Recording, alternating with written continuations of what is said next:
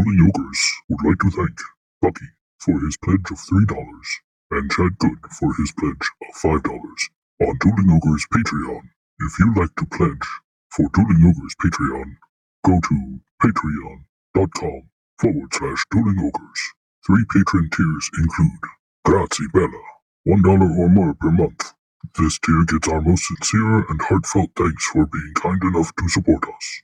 And I helped, $3 or more per month. This tier gets you a once per podcast personal shoutout on the show for your patronage, as well as a spot in the credits on each and every livestream, just to let those other SOBs know you love us more than they do.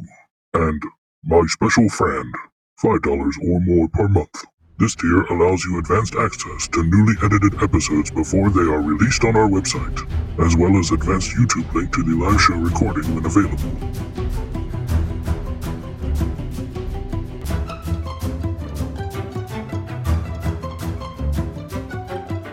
Prepare yourselves for a battle of epic proportions between two titans. Feast upon their voices and revel in their words. This is Dueling Ogres.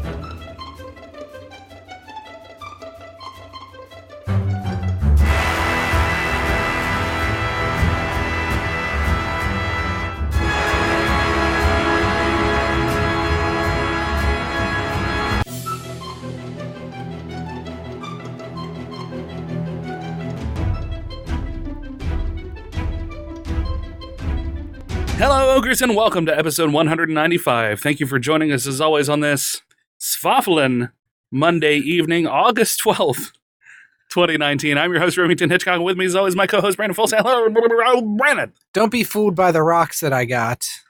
I'm just Brandon from the block. Wow, that's a callback, going back to the song lyrics. I ain't no holla back girl. You absolutely 100% are a holla back girl right now. I holler back. Yeah. Hey, Cody. Thanks for killing your introduction. Wouldn't be the first time. Also, with us in the studio today, we have Cody Jones. Hi, Cody. Hi. What are you doing? Talking into a microphone. Why would you do something crazy like that? It's not like half of your life is built around that or anything. Oh, wow. Oh, shit. I just blew Cody's mind. This was Gave him an existential crisis. Sudden realization. Wait a minute. He's right. Fuck. Regardless, I'm happy to be here. Talking into a microphone. Again. So Cody hasn't been on for a while, but he's apparently been on 3 episodes previously. Yes. Brandon was enlightening us to this because Cody and I did not remember. Cody, you were on some very early episodes. Yes, very early episodes. We did an episode on depression. Yeah. We did an episode on awkwardness. Actually, 5 years ago to the day, Robin Williams killed himself. Really, today? And that was partially what made us want to do the depression episode, was Robin Williams and then that mutual friend of ours that took his own life. Yeah. So it's been close to 5 years since you've been on. Oh, wow. Then we did an episode on space, people dying in space. We did an episode on awkwardness. And then here we are now. Yeah. That's crazy. 5 years ago, I feel like I was a completely different person, you know? You were a completely different person. Yeah. So how have you been in that time then? Let's do a weird recap. Look back. Well, I feel like I've rebuilt myself. During that time, you know, we did the podcast on depression, and at that time, I was really I was very intimate with depression because I was going through some heavy stuff. Yeah, and you know, for a lack of a better phrase, I was just a broken man. But since then, I've been working at Columbo's. I do the salads. I play in a string band, and I've been doing stand-up comedy. Yeah, and I find that that comedy is a very great thing to help cope with depression and isolation. Yeah. Very cathartic. Mm-hmm. Yeah. What about the string band? Does that help? Oh yeah, the string band gives a sense of accomplishment, and I feel like that really battles any kind of depression when you can get into something that you feel like you're accomplishing, you know, even if it's on a personal level, you know, that it's an accomplishment to you. Yeah. I think that goes a long way. And I feel like I've been pretty accomplished in that group. Yeah, that's good. Have you died in space? Once, but your love brought me back, Brandon. Oh, that's sweet. Your love brought me back. 2 out of 3 ain't bad. You're not allowed to make that. You can't joke. say meatloaf stuff because you don't like meatloaf. Yeah. You can't sing Simple Man unless you are a simple man. You son of a bitch. I tried to throw that in there real smooth. Like, Yeah, It was smooth, though. It was super smooth. We're just not having it. you sons of bitches. Knocked it down. It's Just trying to dunk on you. Yeah. You went up for that graceful ass shot, and another better motherfucker just came along and was like, bitch, no. Story of my life. So what's the deal with your comedy? Oh, Like, man. what's the situation with that? How's What's that the deal with your comedy? All right. Well, I I started. didn't word that very well. No, it's fine. I just like that I got to go back to a Seinfeld I reference. think I started last year. I had a few friends suggest that I get into it. Yeah. And it took me a few months to really build up the nerve. And that's coming from performing pretty regularly as a musician. But when you take away the instrument between you and the audience, Oh, sure. Yeah. it's like taking away the chair between you and a lion. Right. Yeah. You know, you don't have a whip no more. You just got to be like, all right, kitty, I'm going to try to make you laugh. Yeah. Don't kill me, okay? But once you realize you can do it, it's such a cool feeling. Because that tiny little microphone stand does next to nothing. It does nothing, you know. Oftentimes I'll just take the mic and move it out of the way. But honestly, the biggest thing that I feel like I have gotten out of doing comedy is meeting a really great accepting group of comedian friends Yeah. who often feel the same way you do. I feel like comedians, people who choose to get into comedy are a certain kind of people. I mean, all kinds do comedy, but I feel like if you were to really see the majority of the people, I feel like it's people who have often felt like they're on the outside Mhm. Yeah. or outsiders, you know, people who observe stuff and find humor in it, people who have dealt with darker parts of what life can do to you. And I think that meeting those kind of people really bonds you over those kind of things. Yeah. So what do you think it is about comedy that draws people in darker places to it? I think it's the need to trivialize things that kind of torment you. It's almost like shining a light on something you're afraid of, like a boogeyman. Yeah. It makes you realize you're more afraid of the shadow of it than what was casting the shadow. Do you think that comedy I love all these fucking metaphors, man. do you think that comedy helps genuinely, or do you think it's a band-aid? Because I mean, you look at people like Robin Williams and a lot of comedians and presumably happy Mhm. in quotes people who end up taking their own life. I feel like it can be both. I feel like it can genuinely help. I feel like it can be a Band-Aid as well. But honestly, I feel like a Band-Aid can genuinely help if you have like a gaping wound. Mhm. It's more like stitches. You know what I mean? Yeah. You don't bleed out because Sometimes the stitches burst open. sometimes they burst open, and it's laughter that bursts the stitches open.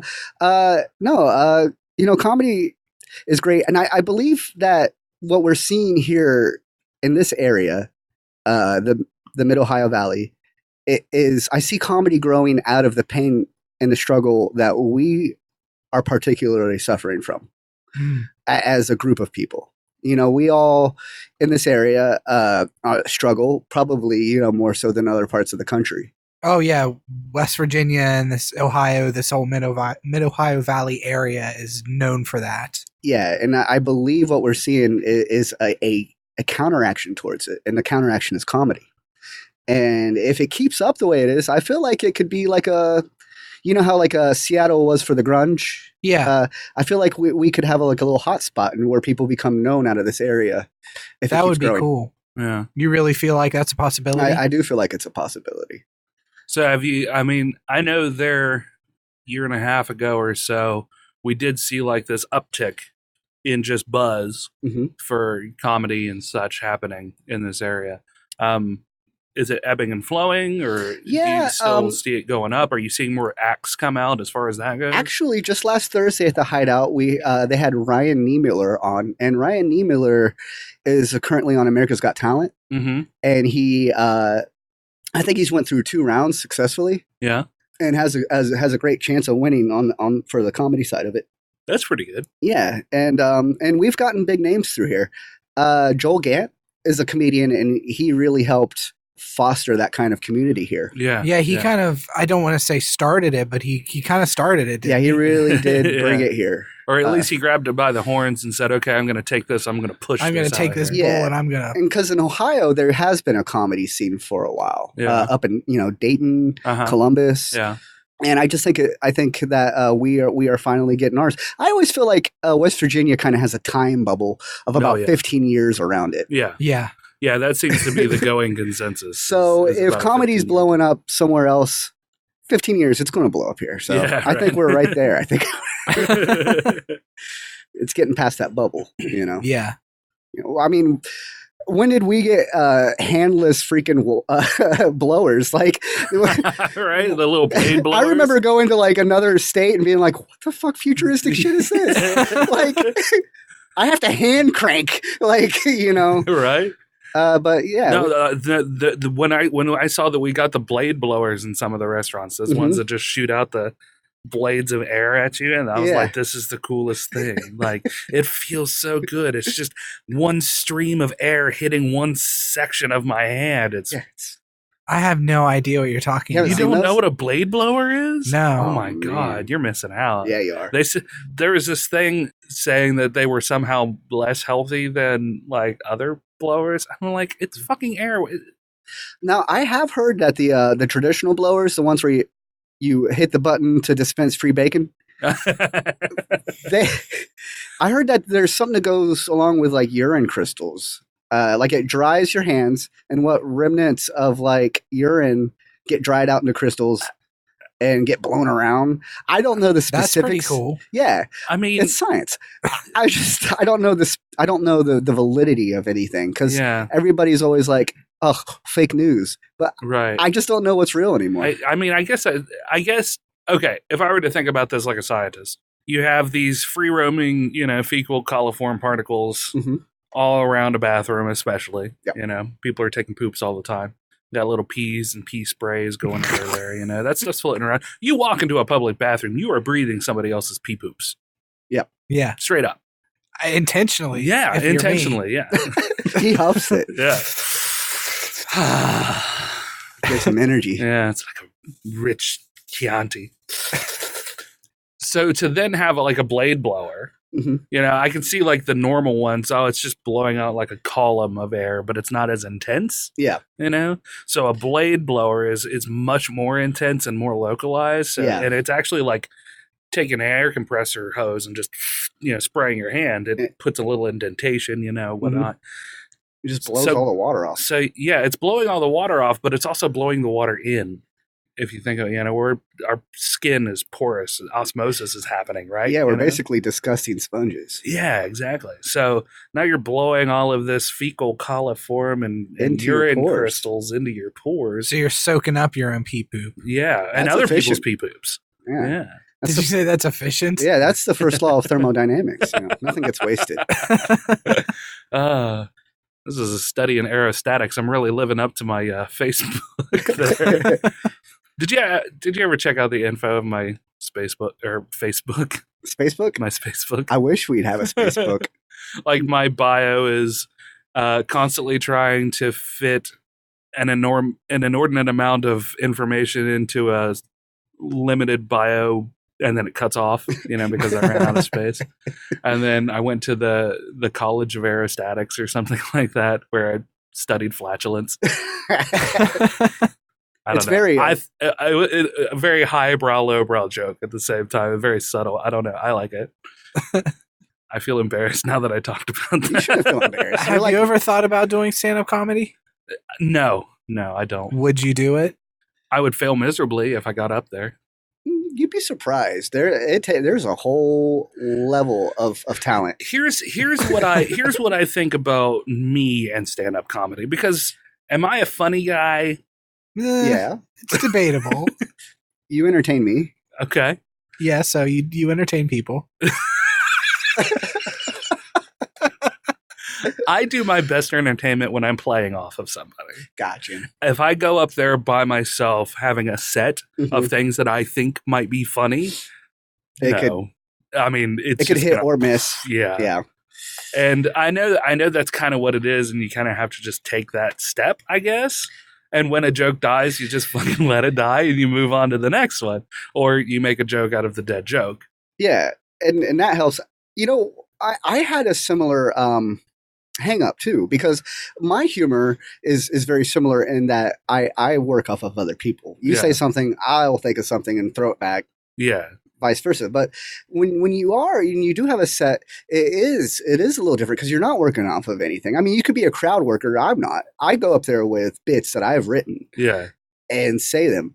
But what I find is half of my bits come from organic conversation with people where I am playing off of something and I do get something that's funny. And what I'll do is I'll extract what was funny about it and work it into a bit and kind of just get rid of that side of the conversation. And that is where you and I differ, because my brain doesn't work like that. I don't remember shit. So like we can have a really funny conversation. When we're done here, I won't remember it. It's gone. Which is why I laugh so hard when I'm editing the podcast, because I don't remember anything that was new said. to you. Yeah, yeah. So what were we? We were talking about I don't know how we got the blade blowers. Yeah, we were talking about the blade blowers, and then I started talking about my Facebook. Oh, because of the flatulence thing. Aerostatics is the study of air movement and whatnot. I just want to say for the record, farts will never not be funny. Oh yeah, no. You can always count on farts to make somebody laugh. Yes, 100%. People who don't laugh at farts are not the people you want to know. Oh yeah. I like to say that I'm above laughing at farts, but I'm totally not above laughing at farts. You know, like I mean, see. What if we had... but there's a little good. I mean, you smiled. You're like, did you really just make a fart noise? But you thought it was funny. Yeah. I mean, nobody wants to be the guy that laughs at a fart joke. But as long as I mean, I do. Fuck it. I don't give a shit. Some people are self-conscious to laugh at things. Some people have a hang-up about laughter, and they prove it as a challenge. You're like, you ever meet someone who's like, can't make me laugh? Yeah. Yeah. And like if you do make them laugh, it's almost considered like a victory over them. They're like, yeah, because they don't want that kind of control. That's the thing about making somebody laugh. And I read an article on this, is when you make somebody laugh, you're making them do something against their will. That's a fun you're way exerting to look at it, a kind of control. Not an unpleasant kind of control. Sure. Yeah. And it makes people respect you. I think to a certain extent that there's some truth to that, for sure. Because you do have the people who might come to like a comedy show. Mm-hmm. So let's say we take that discussion but put it in the venue of a comedy show. Most people are coming to get some enjoyment out of it, to get a laugh. So they're opening themselves up to it. They're already ready. When you make somebody laugh organically on the street when they're not expecting it, then I'd say that point is dead on. Yeah. Because you're straight up making somebody do something that they did not want to do. Yeah. Or maybe didn't even want to do, but didn't know that they had the ability to do at that moment. Right. Yeah. So when they come to a comedy show, it is the hope that they are coming to watch you or whoever to laugh. Oh yeah. And that's the best kind of audience you can have. But there's a secondary kind of audience that people don't really talk about. Yeah. And that's the restaurant audience. Right. Like you go to a restaurant where people are just there to eat a steak. Yeah. But you're up there doing comedy. By chance there's comedy going on. Yeah. They're like, what the fuck? That strikes me. You're right. And that strikes me as I was watching YouTube the other day. You know who Brian Brushwood is? Brian Brushwood is down in Texas. He does comedy, magic. His stage show is comedy / like shock magic. That's kind of like The Amazing Jonathan. You ever see him? Yeah, kind of like. Yeah. Brian does fire eating and that sort of thing. Is that what shock magic is? Well, like driving the nail into the nose, and that like while he's telling jokes. Yeah, or the knife trick. Good time circus stuff. Oh, okay. Yeah. But he was talking about shit. What were we talking about? Just restaurant crowds. Oh yeah, he was talking about how somebody had messaged him how they were doing this kind of magic in a restaurant setting, and how that's not exactly the best setting for it. He was talking about the setting matters, right? Yeah. So that's where I'm going with this, is that I've never understood, say, a local restaurant owner who says, you know what, let's have a comedy show night. Let's have a karaoke night. Mhm. You know, I mean, in a bar setting, karaoke night, that's kind of synonymous. That goes together. You get people fucking drunk. Maybe comedy, yeah, to a certain extent. But I like a comedy bar, something that's geared toward. You get the best audiences there, and it goes back to what you're talking about. Those people came there to laugh. Yeah, exactly. They came there to laugh and to drink. They didn't come there to drink and then laugh. Yeah, yeah, exactly. And you could tell when an audience really doesn't want any kind of external stimulation. Like even with music, you know, we play gigs where, it's a venue where people want music. The audience is wonderful. They're feeding into the energy. You're getting the energy back to transfer. But whenever you're at a restaurant gig, it's very torn. You got people who clap, then you got people who just stare at you. Like, like why are you still doing? Are you here? Yeah. I'm trying to have a conversation with somebody. And you're talking about stuff. Yeah. Wish you wouldn't. Have you had that happen before? Oh, yeah. And sometimes you'll find like a group of drunk people who almost see it as a challenge that they have to be louder than who's performing. Yeah. And they don't realize they're doing it. And when you start getting louder, they get louder. Yeah. And that's when a whole new skill set comes to play as a comedian, to deal with hecklers. Right. And that is something that is still kind of above me. Like to have the balls to be like, to just totally tear down somebody who's like disrupting the flow of the night, you know? Yeah. That takes a certain amount of skill as well. It does. For sure. Because, you really have to tap into where they're at. Yeah, and where the audience is at. Because if you attack them unnecessarily, all of a sudden you're an enemy to the audience. Yeah. But if the audience feels like you do, like they're the jackass, and you stand up, now the audience is on your side. Yeah. And there's a whole group of dynamics in there that one doesn't really ever think about. Yeah. Right. That is crazy, the rules of being on stage versus being in an audience. Like the group dynamics that go along with that. Yeah. It's something I wouldn't have ever thought of. Well, even down to like people being on their phone. Mm-hmm. I mean, of course it's rude to, straight up have a fucking phone conversation while somebody's performing something. Yeah. But you'll have the people who are like recording it, and there are some comedians they just don't like that. Especially if they're working on new material that they're just trying out. Yeah. They don't want that circulating. Yeah, yeah. You don't want your shit to go out if a joke fucking dies. Yeah. Yeah. Have you had to deal with any hecklers before? Yeah, but I'm really I'm pretty on the easier side of it. I think I was in Chillicothe one time and someone was heckling me and I was talking about having little hands or something. And or no, someone out there said something about little hands, and then they clapped, and I was like, "That sounds like some little hands right there," and like, and everybody else laughed, Yeah. But as far as like really batting something back to somebody, I haven't really messed with it much. I don't really work off the audience probably as much as I'd like to. Yeah. Is that something you want to try to work on? It's a whole other skill set. I mean, because you go up there, if you're the kind of person like I am, you have a set of bits. You tell them, you tie them together, you make it sound organic, like you're just talking to some friends. But at the end of the day, you were going to say that stuff regardless. Yeah. You got people up there who go up there with nothing.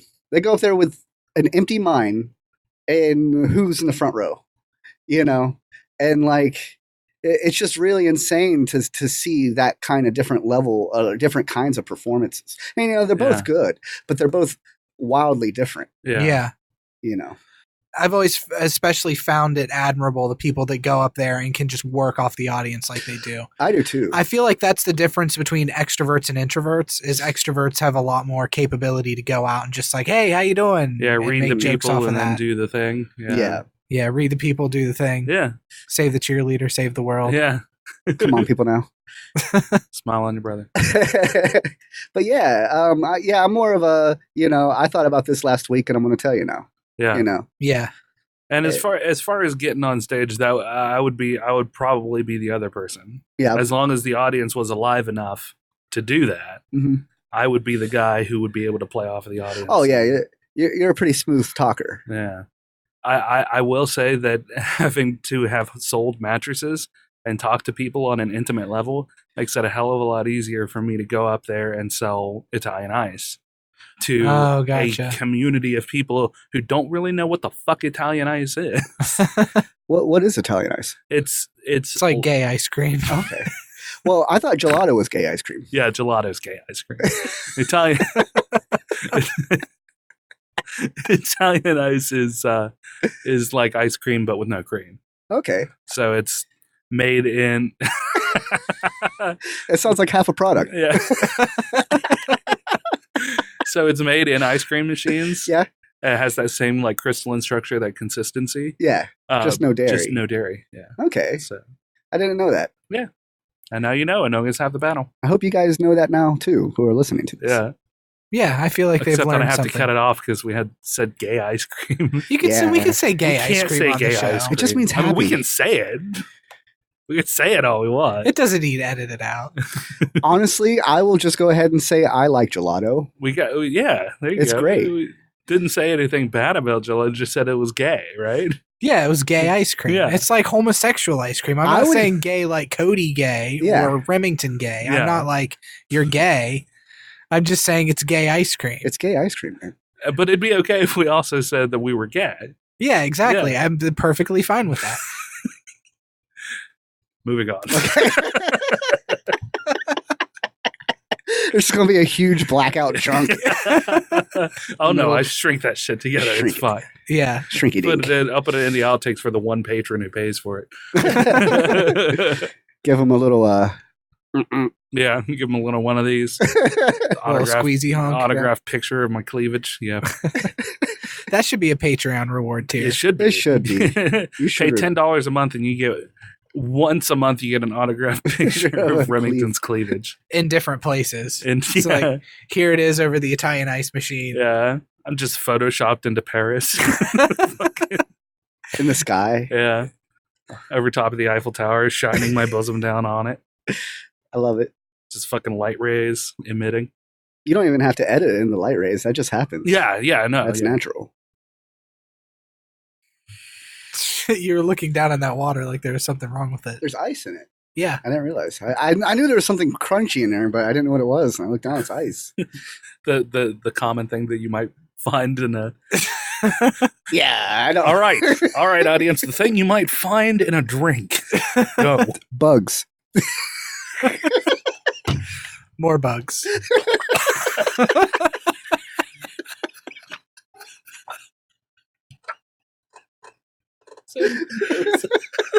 We were looking for ice. The answer was ice. The buzzer really got me. That's what, I wasn't. More bugs. I need to blow my nose now. Water dripping out of it. Sometimes I'd hate to be Steve Harvey, man. On that Family Feud, he has to deal with so many idiots. Yeah, but he gets paid so much money. Did you hear about how he got, like, people were shitting on him because of the rider in his contract that, like, whenever he gets there in the morning, he, like, has very strict rules that nobody talks to him. He doesn't want to see anybody. He doesn't want to sign any autographs. He just wants to be left the fuck alone until the show starts. Yeah? Steve Harvey. Oh, really? That sounds like reasonable. Yeah, exactly. That was if you're doing it day in and day out, it's not like a one-off thing, you know, but it's his life. Yeah, exactly. You know? Yeah, like you don't need fan service every day gets really old. Oh, yeah. And we would know, being podcasters. Yes, being very famous podcasters, we would know. I wish I had a rider. Actually, when I went out to Colorado and Chicago to play a few weeks back, and I actually got to hang out in a green room for the first time. Oh, yeah? Yeah, we don't have green rooms around here. No. But it's pretty awesome for a band to be able to just hang out somewhere, you know, before a gig. And just right now, our green room is just the van. Right. That's where we smoke pot. I don't know how I'm going to segue this in the edit, but let's talk a little bit more about the band since we talked so much about the comedy. Yeah. So tell me about it. Tell me about how you kind of got, or you found the people to do the thing, and well, what happened was because you've been playing music. Sorry to cut you off. no, you're but fine. You've been playing music for ever. Yeah, it's been a long time. But what happened was I was in a two-piece kind of a newgrass bluegrass group called the Rescue Rangers. Where It was just me on guitar and a stand-up bass player. Yeah. And the reason I started that group is because my friend Ash, she got a stand-up bass, and I was like, well, now we got to play bluegrass because you got a stand-up bass. I mean, I'm not learning jazz. Right. Because fuck that. Yeah, that shit's rough. You got to know theory. Yeah. So I learned bluegrass, and then that kind of dissipated just because, I don't know, it's hard getting gigs as a two-piece bluegrass group. Yeah. 3 is the magical number. Uh-huh. So it disbanded, and then a year or so after that, the band, after we stopped playing, a guy named Matt Petty asked me to play banjo for him, and I never had played banjo before, so I thought about it, and I ended up playing on a 6-string banjo that's tuned like a guitar. Right. And we played as like a 5 and 6-piece group for a while, but due to inconsistencies and people's schedules, we eventually just got whittled down to a 3-piece group. Yeah. And we've just been steady at it. We play all around. We played Marietta. We've played Asheville, North Carolina, Cincinnati, Chicago, Colorado, and just various places. Mm-hmm. And it's been a lot of fun. I honestly never thought I would be playing bluegrass. Like I started out playing metal, like Metallica and stuff. And here I am. It's just weird, You got to follow what makes you money, and that's the capitalist dream. And so playing banjo makes me money, and it's enough to buy weed, right? So I do it. So you're living the American dream then. I am making just enough money to get high. Yeah, to forget how much little money you actually have. I bet being high and playing banjo on stage is just fucking phenomenal. It actually is pretty all right. I once tried out for another bluegrass group. Yeah. And I took a bunch of mushrooms beforehand and totally forgot how to play banjo while I was trying out for the group. I was in the woods in this like music studio, and I'm just looking at everybody and I'm like, do you guys hear this? Like, do you hear the effects on this thing? And it was just straight dry. There's no effects. But I was like, the delay is killing me right now. Why'd you take the mushrooms? I have really, really bad decision-making skills that have followed me my entire adult life. I guess that's fair. I mean, you can't argue with that. No, at least you're aware. Yeah, that's half the battle. Yeah. Go Joe. So what was their reaction to you? Do you remember? I got in a group because they knew I was on mushrooms. They knew that. This is no secret. It's not like I do mushrooms every day. Right. It's not like I'm going to do it before. It's not like I get really nervous before a gig and I'm like, I got to take a bunch of mushrooms. Or I'm not going to be able to do this. And I take them, I'm like, I can't do this. But yeah, they knew I could play. So I got into the group, and it was the Thorny Flat Mountain Boys, which is DW's group. And we played a little bit. We played up in a place, music festival called Hookahville. It was the first hippie festival I ever went to. And it was all right. But ultimately, I ran into time constraints, and I had to go down to one band between that and the comedy and all that jazz. And then just working generally. And working in general. You realize you don't have as much time as you think you can allot for stuff. Yeah. That's the biggest thing about adulthood I'm finding. Yeah, yeah. It bites me a lot too. And I'm a huge procrastinator and probably ADHD. Yeah. Or at least ADD. So I get distracted pretty easily. I definitely feel that. Yeah, you're like, oh, yeah, I have definitely time to do these 6 projects. Yeah, right. And you realize, I don't even have the will to do one. Yeah. I'm going to watch old TV tonight. That's my the YouTube trap. Yeah. Falling down a rabbit hole here. Speaking of, though, if at Pioneer Dogs, there's that little stage that's right out back. We're trying to get more people playing music there. Yeah. So we don't have the money to like pay the people to come, but if you guys find yourself on some downtime and just want to come play music. If I were, I would probably do a solo set for free. I've been playing at Unity, the Unity Cafe, for free crepes, and coffee, and that's a pretty sweet gig. You know? Really, they give you free crepes and coffee to play, and their crepes are great. Yeah, have you tried them? I did not have a crepe. I've only been there once, and I had the. Did you get a waffle? I think I got like the Philly cheese stick or something like that. And it wasn't in a crepe? On a sandwich bun? Yeah. Are you thinking of Serenity? Maybe. No, Unity. Off there Downtown? on. Yeah. I got some. I got some. I'm pretty sure I got some kind of a sandwich. Maybe it was a panini or something. They did recently introduce buns. It was literally just like 2 weeks ago. Yeah, that's. Oh, okay. Before then they didn't have sandwiches as like a thing. Yeah. They're crepes. Now the last time the first time I ever had a crepe was in home ec. And it was this little tiny thing I can hold in my hand, and it was dainty, and and I was like, oh, that's a crepe. In my head, that's a crepe. But these crepes are huge. They're like it's like a folded up American flag. With delicious stuff in it that you can eat. Yeah. And I got a breakfast one. I'd never seen one of their crepes before. I got a breakfast one, and they brought it out, and it was just like, bam. Yeah. It's fucking gigantic. Yeah, my 2 aunts and cousin all got crepes. So, I mean, they looked good. I just not a big crepe eater, I guess. The owner is Bulgarian, and I just wonder. Oh, I used to work beside of Petya. She's a really great woman. Do you think like crepes are a big thing over there? I don't know. I feel like she probably just likes crepes. Crepes. Yeah. I find it trendy. Like when I went to Chicago, like I went to this little town outside of Chicago called Batavia. Go Bulldogs! And I find that creperies are popping up everywhere. I just feel like it's that 15-year time window that surrounds West Virginia. Crepes are just starting to crepe in. You did it. I wanted to do it, but I did it, and then you did it, and I'm glad you did it. Yeah. I beat you to it. I could see you were about to do it. Oh, yeah. No, everybody knew what joke was going to happen right there. He just crepes in there with it.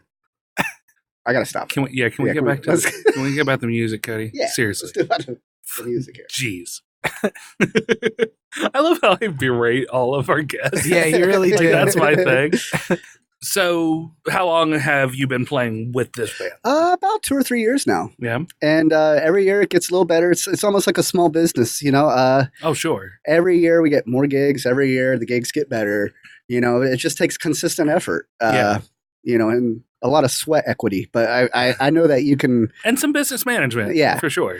Yeah, it does. And honestly, we've been really lucky to get as far as we have without a professional press kit or a professional EP. Yeah. All we have are some home recordings and some phone videos. Right. But where we really been getting lucky is Matt Petty's connections. He used to live out in Colorado at a small ski town, and so these people they move out to other parts of the country, and he gets a hold of them, and that's how we got our gig in Asheville, North Carolina, and Chicago. We've played there twice now. We played up in Cincinnati with the Rumpke Mountain Boys, which are pretty big in the string grass. I've heard of them. Yeah. Which is weird because it's not like I frequent that. Right. But I've heard of them. I've heard them.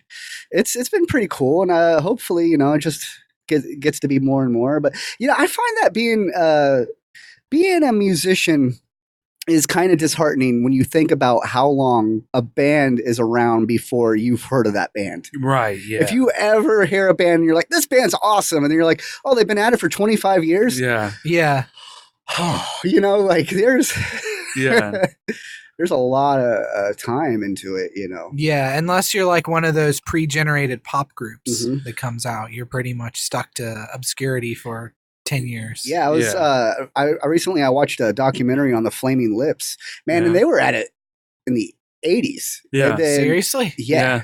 And then they got their first semi-commercial hit with "She Don't Use Jelly," which was in the mid to late 90s. And then they got their real big hit with that Yoshimi Battles the Pink Robot album, and that came out in like 2007. Yeah. So they were at it in the 80s, but didn't really get like any kind of, you know. Now, granted, they had a cult following, you know, which is different than mainstream, but still, you know. Yeah. I don't really put too much kind of weight on mainstream success. Yeah. I don't trust what's popular. Yeah. I don't trust the quality of what's popular anymore. Oh yeah. No, you shouldn't. I mean, it's terrible. It's all computer generated algorithms and it's bad. Yeah. Like even if you go to Netflix or something and you're like, oh, what's popular? You're like, this is it's all terrible. trash. Yeah. So, you really like, lose all you're faith. really learning is that people like stupid things. Mhm. Yeah. how Like this- stupid people are watching or listening to stupid things. yeah, You know, you don't in get droves. that in droves. Yeah. Yes. It just says there are a lot of stupid people out there. Like Yeah.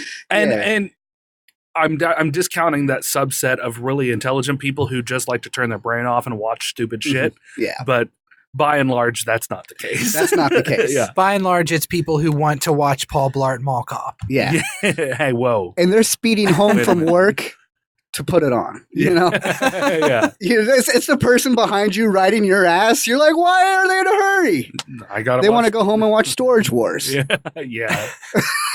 Storage Wars starts in 3 minutes. I gotta get home. right? Yeah. I've never got the appeal behind Storage Wars at all.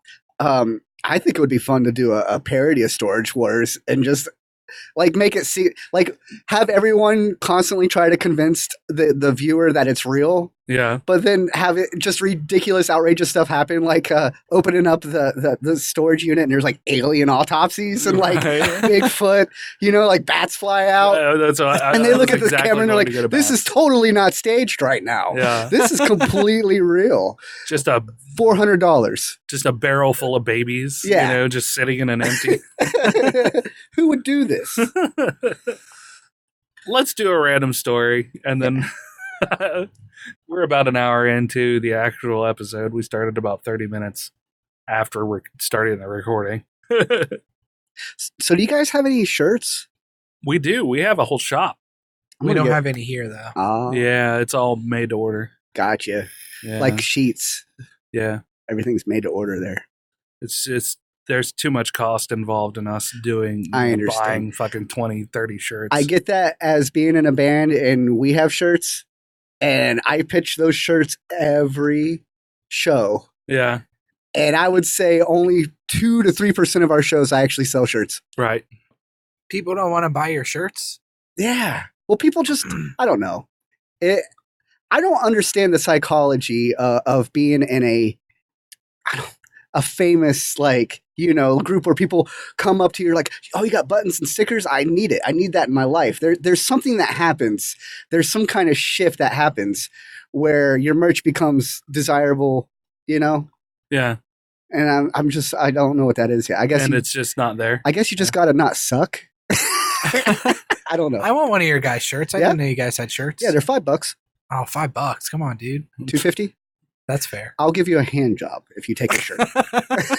It's free. Please, I for will the pay love you. of God, take a shirt, wear it all the time, and then make people ask questions The about cool it. thing to do with our shirts is to cut the back up into strips so your back can be seen sexy. Oh, that is sexy. Yeah.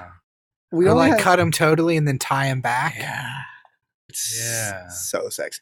We only have women's shirts left, but don't let that like deter you. If you think you can pull it off, I think you can pull it off. Do you have shirts for big women? Mhm.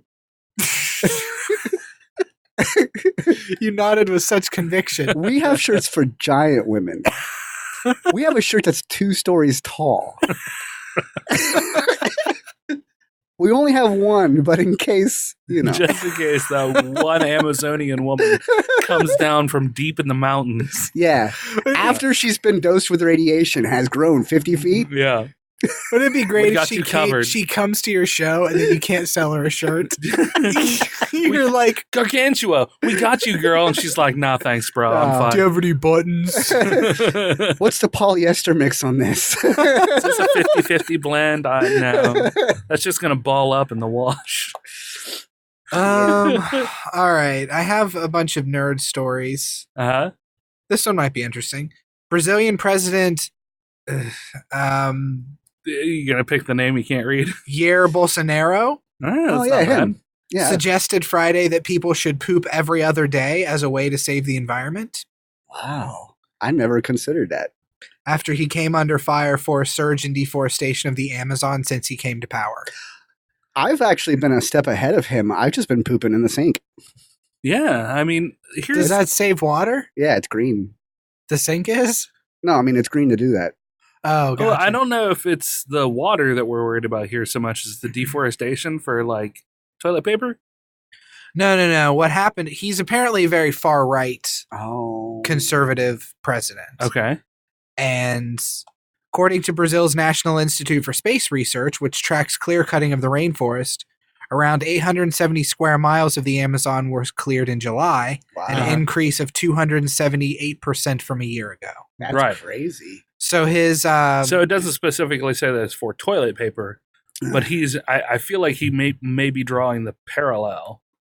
I think it's because his people are shitting themselves. Maybe. because of all the tapatillas. The tapatillas?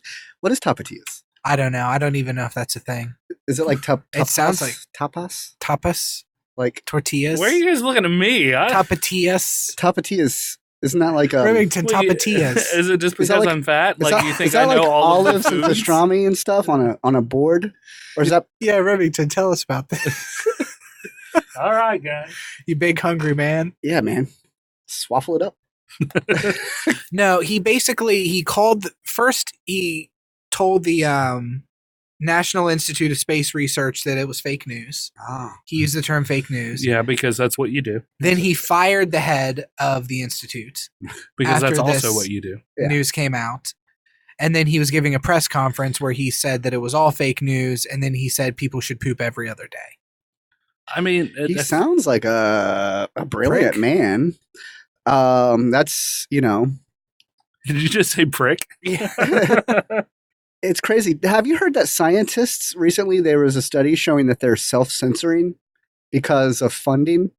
Like, there's certain things scientists are just not even talking about because if they bring up these pressing issues, they just lose their funding. Oh, like sure. climate change, is that the big Yeah, one? and there's Oh, and there's like 100%. hot words and stuff. Like they're not. Wow. Yeah, I mean, you say wow, but that's always been the case. in It's the just getting. I scientific think it's just community. getting more and more No, dystopian. it hasn't. Yes, it has. There have always been sex. Only now it's stopped being as much insular in the scientific community, but there used to be sects of the scientific community that would oust other scientists with ideas that were contrary to theirs. Mhm. I mean, Just to say, Einstein went against this constantly Mhm. until everybody found out, oh, wait, Einstein's right. Well, yeah, but the fact that they're self-censoring for funding from the government is an but- entirely different thing. No, but that's Einstein had a rough time getting funded because his ideas were contrary to other people's. People had to take risks on him. Okay, that's fair. So that's where that kind of ties in. Only now it's just you have to watch your P's and Q's for political reasons. Mhm. It's becoming, That's external to the scientific community instead of internal. Mhm. well, because there's a huge anti-science vein running through America right now. Absolutely. You know, they almost want to look at you like wizard, like, warlock. Yep. I don't understand how it works. Must be magic. It's true. It's pretty nuts, though. You know, Going back to the topic, like I feel like paper usage is one of the main things that deforestation happens in the rainforest. You see a lot of it in Canada as well. I think I forget what percentage. It's like 70% of the paper that we use for paper products comes from Canada, really. something like that. Huh. I can't remember the exact statistic, but that sounds correct. I could be wrong. It does. So what do you think the majority of this paper product is like used on? Like, Now, I think that he's going on the wrong vein and in telling people not to poop. Yeah. You just get bidets. Like Yeah. then you can poop however much you want. you get to 3 seashells. Yeah. Yeah, just Now, how do you use the 3 seashells? Have you ever figured that out? No. I don't know what the third one's for. I like a soft paper myself. Can't imagine scraping my butt clean with a seashell. I don't know if they were real seashells, so maybe they were made out of silicone, Maybe. like a tough. I mean, that would work. We should make. Oh my god, guys, we should be on the forefront of silicone toilet paper, reusable silicone toilet paper. Oh wow! Nobody And wants you to run it through a reuse toilet machine. paper, though. You run it through a machine that just automatically cleans it on a like a molecular level. Yeah, like Oh, you wipe with it and you put it in the bin instead of dropping it in the toilet. Yeah, And that bin just takes care of it. self-cleans. Yeah, the next thing you know, you have a And it just pops out the bottom, a nice clean piece of silica that you can wipe your butt with again. What do you think? I like it. Yeah.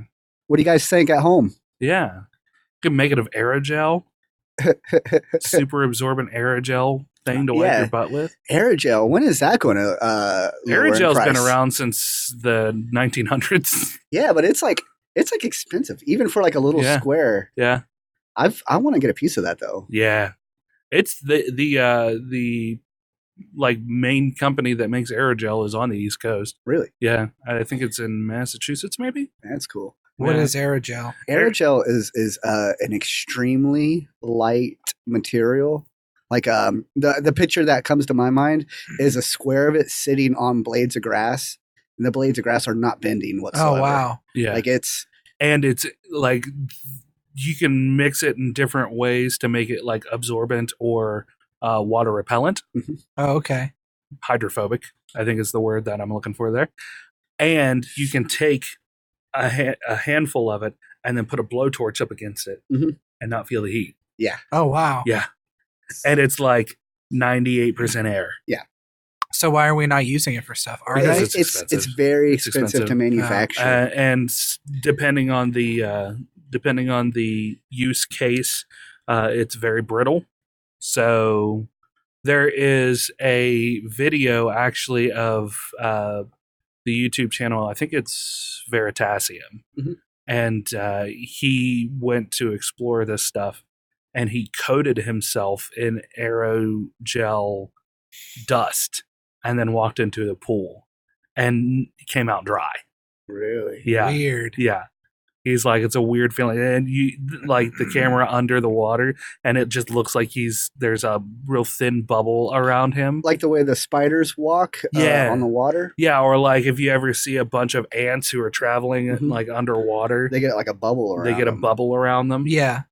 That's nuts. Yeah. That's really cool. Yeah. So go check that out on YouTube. If you want to know about aerogel, Veritasium did a 3-part thing on it. I feel like Kanye West probably has like a jacket made out of it. Like a gaudy jacket. Like it's huge. He's like, yeah, it's $3 million. I'm Jesus. Yeah. This is a quote from the Brazilian president going back to the story. Going back to the story 20 minutes ago. It's enough. Comments came after the journalist quoted reports saying deforestation and agriculture were responsible for 1/4 of the planet's greenhouse effect.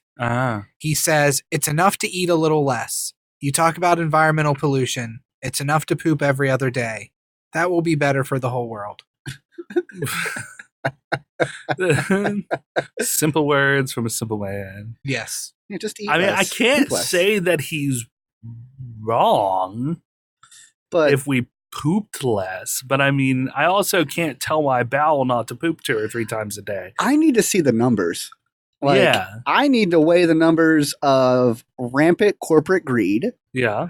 Versus pooping every day. Yeah. Versus bowel movements. Yeah. Like I feel like more detrimental here. Which has more greenhouse effect. Yeah. Yeah. The fact that it's, what did I say? 1/4 of or 2/3 of the greenhouse effect is from deforestation. Yeah. And agriculture. Right? Yeah. Versus everybody on the world pooping once every other day instead of every day. Yeah. It's similar to like the uber wealthy being like, oh, you poor people need to save. Don't go to Starbucks. That's your problem. Yeah. You know, it's your fault.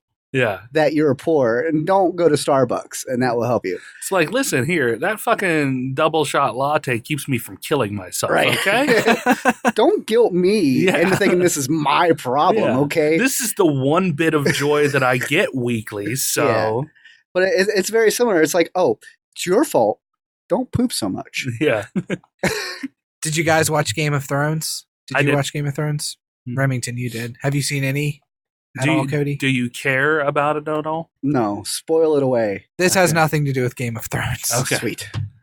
What the fuck out of a lead? Game of Thrones series creators David Benioff and D.B. Weiss are leaving HBO for an exclusive global deal with Netflix, Okay. which will cover them writing, producing, and directing new films and TV shows. Okay. It's rumored to be a 9-figure deal. Wow. So in the hundreds of millions of dollars to go to Okay. Netflix. That's insane. It's insane that Netflix is wielding that kind of power. They keep raising the price. It doesn't like surprise me. Well, I mean, They're like, that's true. More money, Yeah. more power. Oh, like Yeah. Well, I think I read somewhere too, we may have even discussed it on an episode, that Netflix doesn't actually make money Mm-mm. because they take all the money they make and shovel it back into making more shows. Mhm. So if you were to look at Netflix profits, their profits would be very thin, Yeah, but everything is being funded and they have the money to spend on getting the writers and creators. it's like one of the worst things to invest your money in is Netflix. Right. You're not going to see a profit. Yeah. Yeah. You know. I mean, still though, one piece of their stock is like 100. Or hold on, let me just look at it real quick. Let me pull up my stock reports because I actually have those.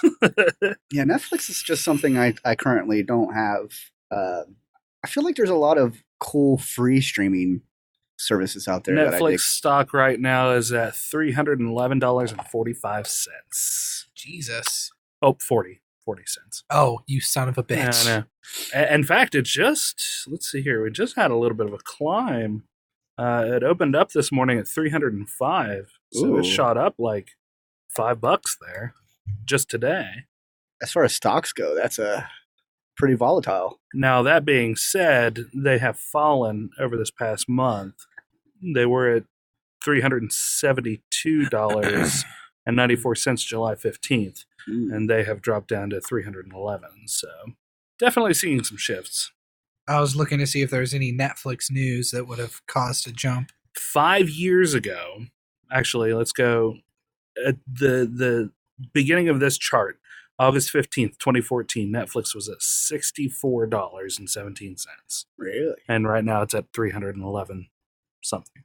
Very interesting. I always like looking at stock stuff, that sort of thing. It is interesting. It's a good gauge on how the world economy is currently doing, and it runs congruent to certain world events. Mm-hmm. I just don't like when people use that as like a means to defend whatever like's going on in politically. It's like, oh, you think the president's bad? Well, have you seen the stocks? Right. They're up. But it's Yeah. like, what does that fucking do to me? Like, do I care? Do I got any money in it? Yeah. I mean, The I do. stocks are up for the rich people who own stocks. Yeah. But you got the poor Here's- people defending that. They're like, here's the stocks are thing. up. Here's the thing, though. You don't have to be rich anymore to have stocks. It's true. I have 4 stocks right now. I downloaded I am a an stock app. owner of stocks. Robinhood. That's the one that I use. I forget which one I used, but I lost my ass in it. Yeah. Yeah, I lost some money, but I've made some money too. I have not. I lost like $10. I Yeah. started out ahead and somehow ended up, and I was just like, you know what? I'm done. And I cashed out, and they're like, well, you're going to suffer some penalties with your taxes, All right. which I have not seen because No, you won't negative because $10. yeah, exactly. You'd be fine. But it was just like, all right, whatever. I don't give a shit. Yeah, it's such a small amount that you wouldn't. But yeah, no, That's cool that you I bought into AMD, just the like chip company. yeah, and I like them more than they Intel. went up, Mhm. and then I cashed those out. Really? So I made some money, and then I bought into a company called Pixelworks, and I'm still ahead, but I have lost some of that. overall. Yeah, overall. And now I bought some like penny, quote unquote penny stocks. They're really Yeah. like 20-cent stocks. I've got 9 shares in a medical company called HSGX, Histogenics. Histogenics. And they do stuff like they engage in the development, marketing, and commercialization of restorative cell therapies. Its regenerative medicine platform combines expertise in cell processing, scaffolding, tissue engineering, bioadhesives, and growth factors to provide solutions that can be utilized individually and in concert to treat musculoskeletal related conditions. Huh. So it's kind of that like futuristic, like we're using cell therapy to like regrow tissue, that sort of thing. Yeah. And I don't know. I just thought it was neat, and the stocks were like 20 cents a piece. So I was like, "Fuck it." So it could I'll be buy them. Nothing, or They 5 years from now, they could just suddenly take off with some new. Yeah, they recently merged with, or they recently either merged or bought out another medical company that handles similar technologies. So that could either make it fucking explode all of a sudden, or drop off. Yeah, But who cares? Because you're it was not really 20 going to be out that much with 20 cents. Yeah, exactly. And you have to let them sit and simmer too. Like your gut instinct is just like pull out when you start to see it drop a little bit. Mhm. But I mean, stocks are just that. You put stock in it and just let it ride.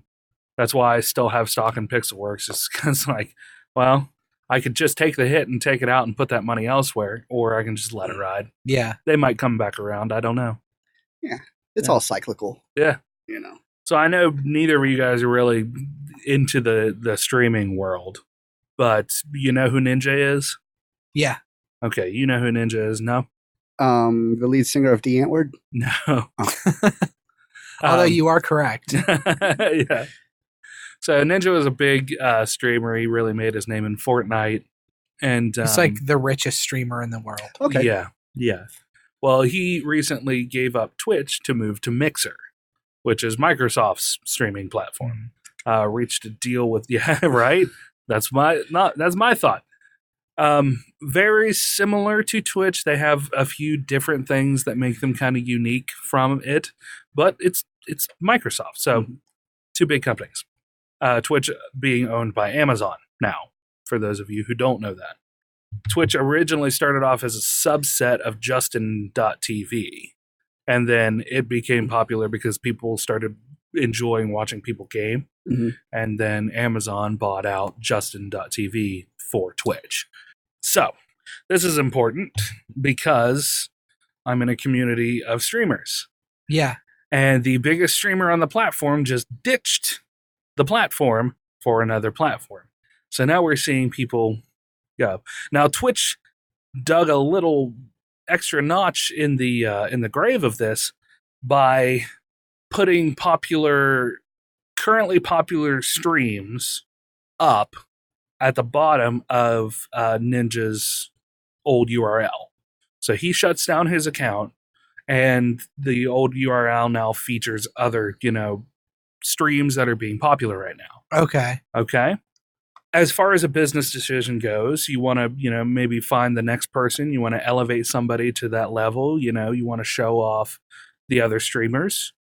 Good business decision, Yeah, it's right? a smart move. Yeah, it's a smart business decision. Somehow the algorithm accidentally picked up somebody who was streaming pornography. Which, of course, Ninja's, viewer Saul pointed out to him, and he was like, I don't know what Twitch is doing, but I'm sorely disappointed and sorry that anybody whose kids or who just didn't want to see that kind of content. Now Twitch has stuff where you're not supposed to see that sort of thing. Like if somebody's streaming it, it's supposed to be reported and taken down, right? Yeah. This somehow wasn't. Somehow made it to the top of whatever popular list, somehow beat the algorithm. And I can only assume really that it was a trolling effort more than anything. I'm sure, yeah. I'm sure there was one motherfucker out there who was like, oh wait, they're doing that. Because traditionally, if somebody shuts down their channel, it just says, the streamer you're looking for is in another castle or something like that. Okay. Yeah. So it's kind of this fun little Mario reference. They don't usually show a bunch of popular streamers under the fact. So they have reverted back to just your streamer is in another castle, taking that off. They publicly apologized, Twitch did, to Ninja and his viewers and that sort of thing. But now here's where it gets funny to me. I've had a couple of streamers who are going to make the jump from Twitch to Mixer in my community, or who are thinking about it. And this is kind of my thought process for them, but also just putting it out there to see what you guys as like viewers or potential viewers or just a passerby thinks about it. There are some other things that have happened recently on Twitch. There was one girl who was shown abusing her pet. I did see that. That's a thing. She was shown abusing her pet? Yes. Yeah, she accidentally uploaded herself like spitting at the dog and hitting the dog. Yeah. Wow. Yeah. Being a garbage person. Mhm. Yeah. There have been, people who have been heard in another room or shown, abusing their significant other. Yeah. People getting fucking too drunk to function on stream. All of these things are against Twitch's terms of service. You can get immediately banned for that sort of thing. That being said, some people get a slap on the wrist. Some people get, a permaban. And Depending on how popular they are. Exactly. Yeah. So do you think that moving to Mixer, which is definitively a smaller platform than Twitch, because Twitch is the big in the room, right? Mm-hmm. Would somehow magically be better in terms of any of this than Twitch? You have to consider Microsoft's track record for their previous online services. Let me go ahead and pull up Bing so I can show you some results. Here, I'm using Windows Explorer. Right. And from a gaming standpoint, Microsoft's like gaming community, like the online chat and that sort of thing, have been pretty touted for pretty toxic in the past. Yeah. Not like low level toxicity, but pretty close sometimes. Well, if this were 20 years ago, mm-hmm. I would say they would have it. They would have the monopoly on anything game related, because Microsoft, the only thing they had going for them 20 years ago was having a monopoly on professional software and gaming. Yeah. But now I feel like they don't anymore. You have Steam, which runs on both Linux and Apple, and Windows. So they don't have the lion's share of the gaming community anymore. Yeah. They're trying to get that back, though. Yeah. Every year at E3, they're trying more and more to get that gamer that presence back. Yeah. So what are your thoughts, Brandon? Like, are you talking about you specifically moving to Mixer, or no, not me? The people in your just people in general thinking that because Ninja moved. Well, not just because of Ninja's move, but because of the the duplicity of the banning circumstances, or the fact that there are people out there who have been shown abusing their pets or significant others or whatnot. Yeah. Or being racist, on the platform. Do you think that a move to Mixer would somehow be better or alleviate any of that? No, Mixer's going to be the Wild West for a while. Uh-huh. And it's going to be kind of anything goes within reason. They're not going to allow nudity. I'm sure they're not going to allow the same things that Twitch doesn't allow. Yeah. But I feel like they're not going to be as oppressive about it, because they're trying to get people to their channel. Yeah. Or to their program. So you think it'll be the opposite, where there may be more of it just because because they're going to be more lenient because it's new. Yeah. All I know is whenever I get on my Xbox and I see it suggests like, hey, here's a streamer you should check out, because it's all tied into my Xbox One. Right. Yeah. It is always the low cut girl shirt streamer. Mm-hmm. Yeah. The titty streamer. I didn't want to say titty streamer. It's fine. They know what they are. But every time that's what it is. Yeah. So that's what Mixer is right now. Although I don't know, is that what Twitch is too. I mean, yeah, there are a lot of titty streamers on Twitch. That there are women out there who capitalize on their sexuality. Mhm. I think that is the more appropriate term than just titty streamer. But Yeah. and I do not fault them or hold that against them, because if they're going to utilize what quote unquote the good Lord gave them to make some money, good on them. If I had a great body, I would be doing the same thing. I don't care. Yeah, if I could capitalize on my sexuality, I would be capitalizing on my sexuality every minute of the Yeah. day. That's My only downside is that I can't actually show my penis to everybody. So, I mean, you can, otherwise I'd be rolling in it. but it's frowned upon. Yeah, it is. So, Yeah, it's an unfortunate life I live in. That's just Because that's my only good quality. Yeah, I've heard. Casts a big shadow. Yeah. I just feel like that's just a part of human nature, that sex sells, Mm-hmm. and that's just not really ever going to change. Like, I mean, Yeah. you if you go online to a porn site and you look up the worst video they have on there, Yeah. you're still probably looking at 25 million views on their Right. worst Yeah. video. Like, you're talking about like phone quality, bad angles, that kind of that worst kind. video. Yeah, not like- morally worst. Yeah, right. I'm talking about just quality. Yeah. You know. My take on it is this is very much a grass is greener thing, Yeah. because they're both owned by large companies. Both companies are going to be using algorithms to sort through the bullshit primarily. And then you're going to have a smaller set of actual people who are looking at content to Mhm. try and gauge whether or not, say you report a channel, to try and gauge whether or not this reported channel is in violation of the terms of service. Yeah. So the idea that Mixer is going to somehow be better than Twitch when it comes to moral obligation is false. Yeah. It's not a thing that will happen and will occur. There are pros and cons to moving to Mixer. The pro is there's a higher chance that you'll be seen Mhm. because there are fewer streamers on the platform For now. for now. But the con is there are fewer viewers on the platform as well. For now. Yeah. For now. Right. So, yeah, you got to preface it, because who knows? It could go the other way. I look at it like this.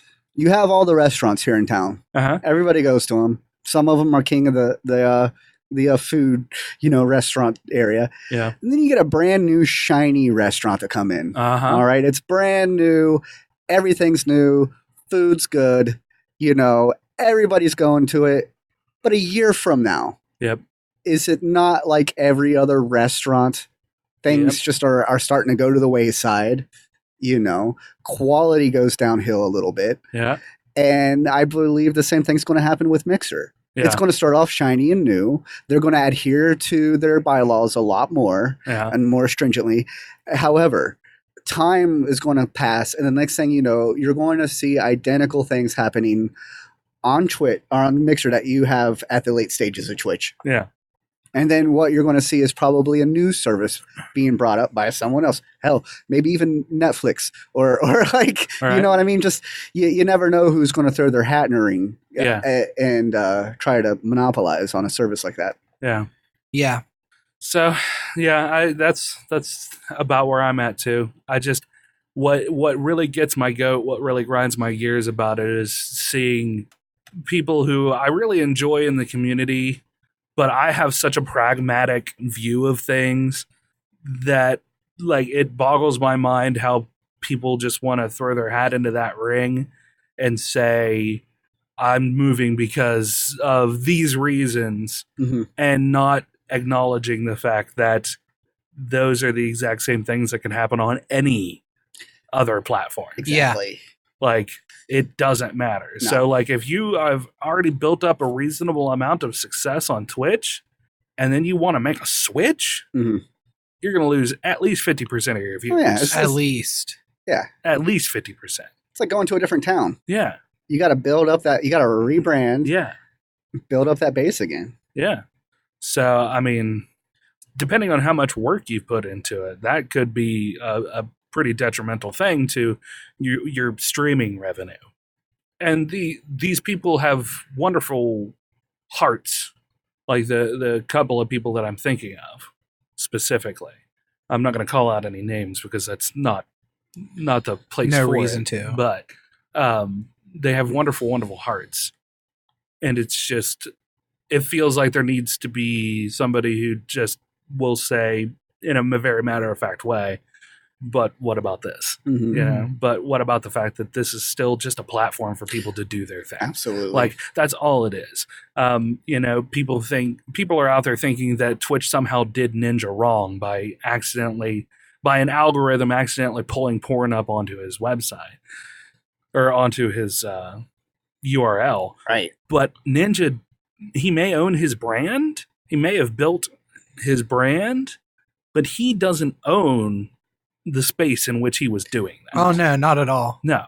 So they can do whatever the fuck they want. Yeah. And if they want to put up popular streamers in that void to try and capitalize and make somebody the next Ninja or showcase somebody who maybe could really use a boost, who's really trying hard but haven't seen a lot of returns, and then suddenly they're featured on, you know, Ninja's old URL and are brought up. I mean, that's a good thing for, you know, one person at the very least. Yeah. Is it unfortunate that fucking porn showed up on it? Sure, absolutely, 100%. Yeah, is it but just I mean, a thing that happens because technology is a fallible thing, just like anybody else, just like anything else? I think that's a thing as well. And like you said, it was probably a troll. Yeah, it was a probably manipulation somebody of the wanting system. to make like, hey, this would be hilarious to have porn pop up. Yeah. Which, to be fair, it kind of is. Yeah. Well, yeah. That's the thing. Porn doesn't really need any help to get views. Yeah, exactly. Like, Yeah, that's true. We're naturally drawn to titties. Yeah. And if you see a thumbnail, Yeah. Shrug.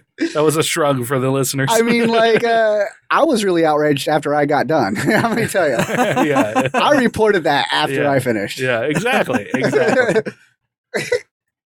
All right, so we're going to go ahead and wrap it up. Thank you so much for coming on, Cody. It was nice to see you again. It was nice to hang out. It was nice to bullshit. I hope that the music and comedy continues to not only be a cathartic place for you to exist and elevate you as a human being, but also that you find success in it. Thank you. You're welcome. And That was very well said. thank you. Brandon, I want to thank you for once again showing your tenacity and your dedication to the podcast by showing up. I know we didn't do it for a couple of weeks. You had some family stuff to take care of, helping out Dad. And I think we didn't record the week before just because You had a bunch of work to do. we were busy. Yeah. So life happens sometimes and we miss episodes, and I always feel bad about it. So Yeah. if you have any questions or comments or you'd like to hear yourself on air, you can call us at 978 DU-OGRES. That's 978-386-4737. You can also text us if you want. If you don't want to hear yourself, you can just send us a text. That's fine. I'm thinking very seriously about doing an Ask the Ogres thing. This was something that was suggested on our Discord, where we put out like maybe a weekly question, or you guys pose a question for us to answer on air. Even if you don't want to call it in, you can just send it to us on our Facebook or our various social media platforms, like Twitter, where you can reach us at Dueling Ogres. Email us at duelingogres@gmail.com, or leave a Facebook comment like these nice people. We had 2 comments this week. Our first one was from Viscount Terry W. Irvin II, who says, oversaturation of MCU by Disney on the way. Strike while the iron remains hot, or bring on premature fan burnout / apathy. Of course, a lot is going to be on Disney Plus. Thanks for mention of flankers. Got to say a brief hello to Bucky at River City Comics and Arts Festival. Didn't know he was guest co-hosting this episode. Oversaturation of MCU by Disney on the way. I meant to bring that up. That was one of my topics we didn't get to. Maybe next week we can discuss it, because I definitely feel like oversaturation's there. What do you think, Cody? Do you Absolutely. think that? Are you sick of superheroes yet? Too much of a good thing. Yeah. See, I'm kind of on the fence of it still, because they're still putting out quality movies. I don't really care so much that it is superheroes or not. Like the movies are good. Oh, they're and quality. The formula is fantastic. But what's going to happen is, what I feel is going to happen is there's going to be a huge shift from your standard do-gooder superhero movies to a more sinister, darker view of superheroes. For instance, Brightburn. Yeah. Like the anti-hero sort of thing? Or? Yeah, or even just seen more. The Boys on Amazon is a perfect example. Oh, yeah. Yeah, so what we're going to see, I think, is a shift in the kind of content that is being developed. So maybe that could offset burnout a little bit.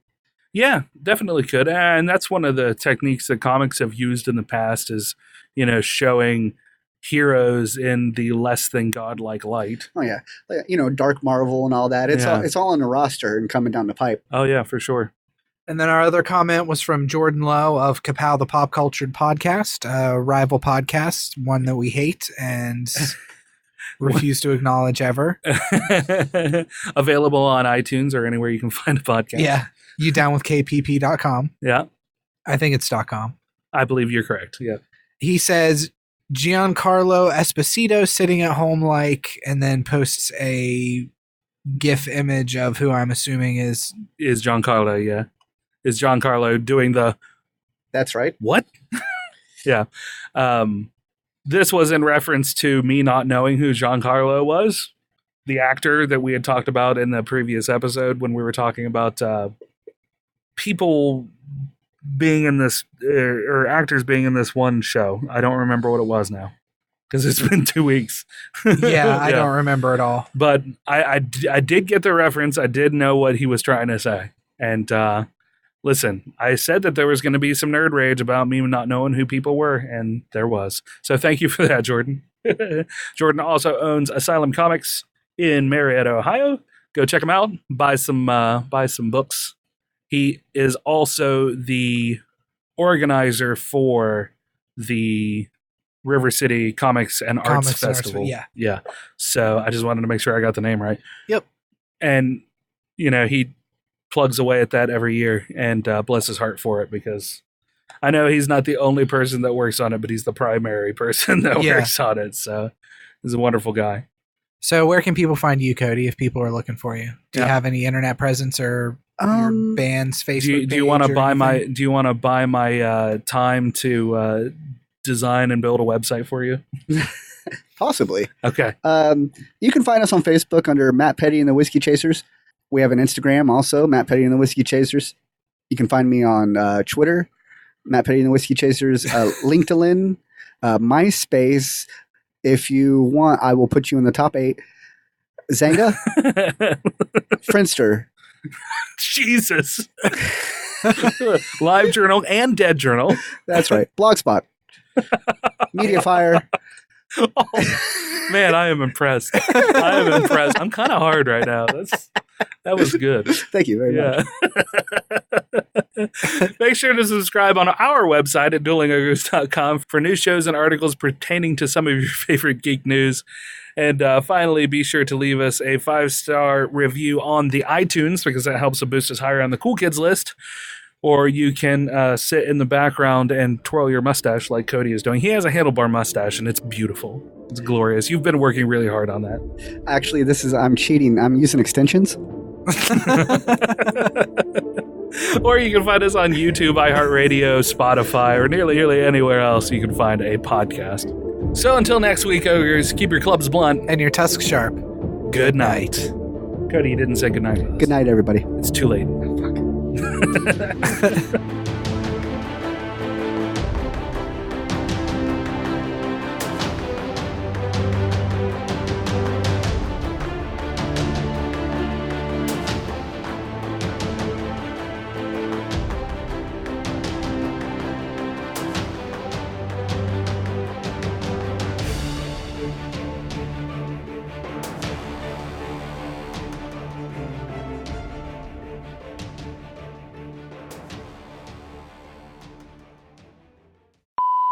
Yeah, I love Applebee's. People give it flack. I give it praise.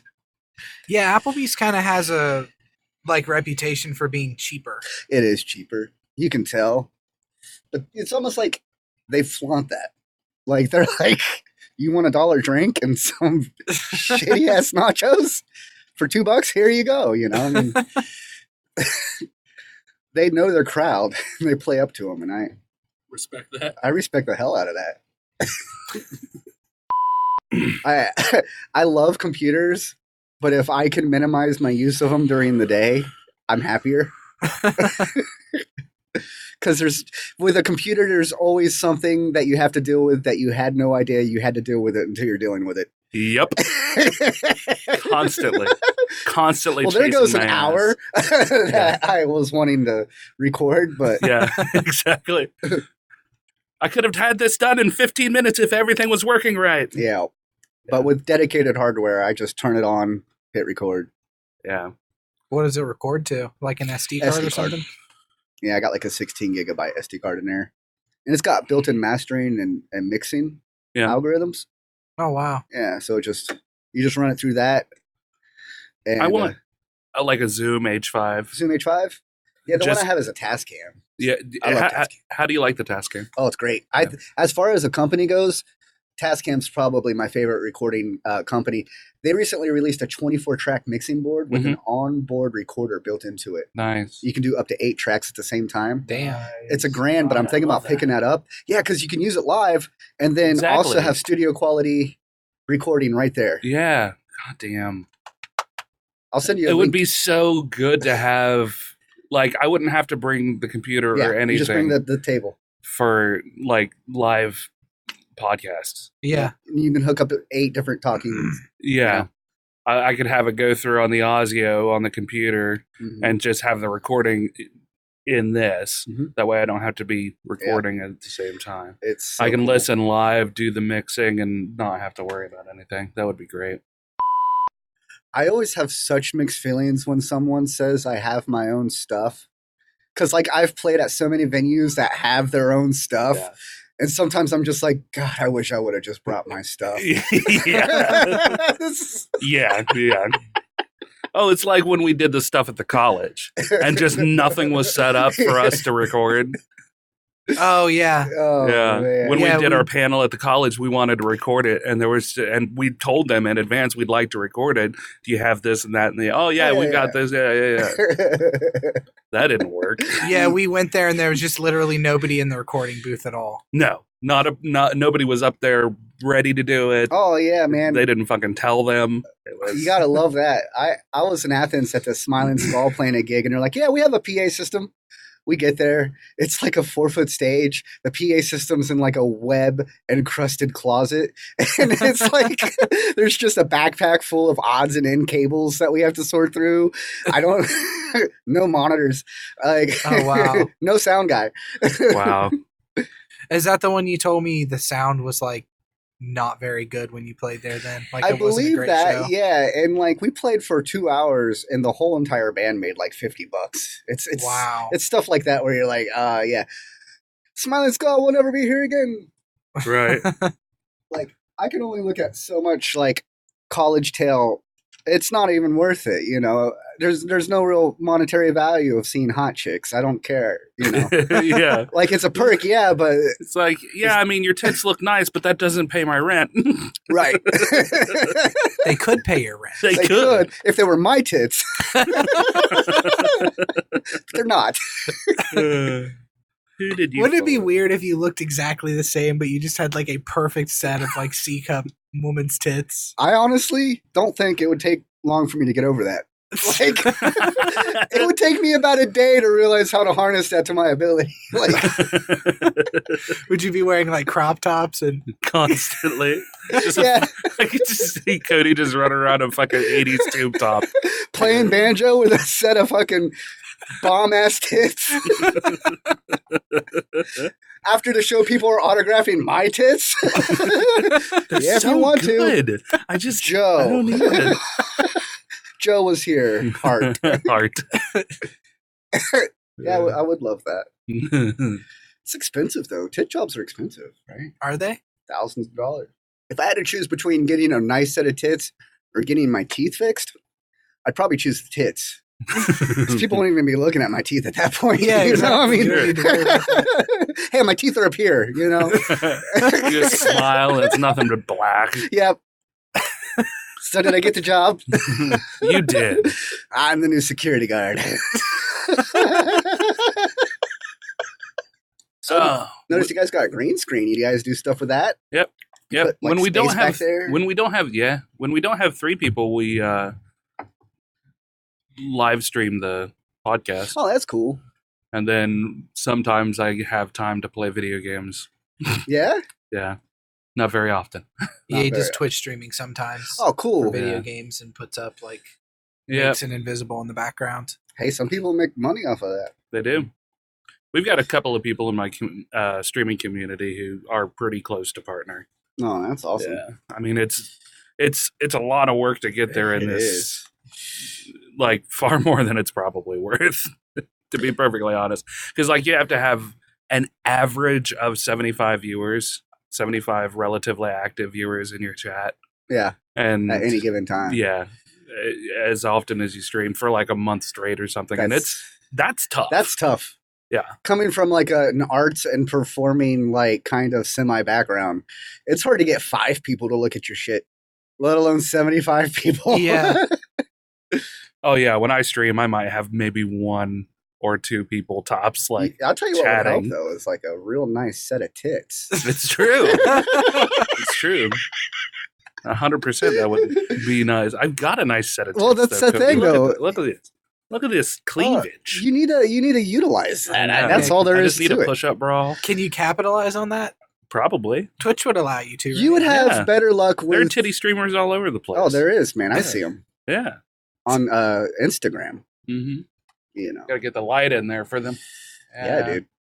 It's fantastic. It's the new gold rush. What does my life come to? I'm just sitting here pushing my tits together for 2 guys in a recording booth. Two Well- guys who are not that interested in looking at your titties. Hey, don't put words in my mouth. You don't know what I do on a Monday. Don't put words in my mouth. I want to put titties in there. I like how we both went for the sound effect. Yeah, you both went for the same sound effect too. You got to sometimes. Oh man, I'm so glad to be back. I'm glad And to have this- you back. Yeah. It's been a long time. It yeah, has it been. has. You know, feel like a lot of stuff has happened to all of us. Was since- it the depression episode? Was the last one that Cody was on? Yeah. No, we did an episode on awkwardness. Oh, Oh yeah. So this Yeah. is number It was 3 for me. terrible. This is number 3 for you. Yeah. No, because we also did an episode on ways you can die in space. Oh, yeah. Oh fuck. shit! This is number 4. What the fuck is wrong Yeah, with me? This is number 4. I didn't remember either. Don't Okay. feel bad. Yeah, and this is your pony. So This is his pony. I'm just here for the ride. I just take care of the stable. You're not allowed to ride the ponies. No. Remington. No, I just take care of the stable. it's a little pony. Yeah. What are you trying to say, Cody? I'm saying you're big in spirit. And we've come I'm full saying circle. ponies spook easy, and you're a big haunted house. Keep them spirits away. There we go. Good save. Thank you. There's a real nice roundabout there. I've gotten really into horse Walk about. racing. Speaking of ponies, What? yeah, I That doesn't even make sense. I Why? bet on horses every year. People are like, "That's cruel." I'm like, "You ever seen a horse kick somebody? That's cruel." Horses are vicious. They are vicious. They and they're can be. stupid. They're really dumb. Like, I hope we don't have any horse girl listeners. I like how you differentiate that they're girl listeners because you know damn well guys don't ride horses. What? It's a girl thing. Did you hear about the Lord of the Rings? How they had to hire like all the actors you see basically with beards On horses Are are women? ladies. because it's hard to find guys with that kind of skill set. Yeah. I guess that's true. Meredith Manor is an equestrian school here in West Virginia, and it's like 95% women. Yeah. Yeah. I mean, if you were a dude, In fact, I think a lot of there were a few girls who went to school there who were on that movie. oh yeah, really? Yeah, I think so. That's Meredith crazy. Manor is pretty well known. It Yeah, is yeah, it's worldwide. Quite prestigious. Quite prestigious. Yeah, man. Horse women Yeah. scare me. They're a different breed. Horse women. Literally a different breed. Yeah. A horse breed. Oh, They're half horse. They are equestrians. I did my turn at Meredith Manor. Did you? Uh huh. Yep. You got around, did you? I did. You're out there in the stalls rolling around. Well, I lived out there. What so. the hey? Oh God, Cody, you're done from this podcast. I'll see my way out. I'll see you guys later. Trying to work in another horse meme. I got it there. Yeah, I was Horse. trying to think of dressage whip. Yeah. Saddle up. This is going to be a bumpy ride. I'm just gonna have to take a hard look in the mirror.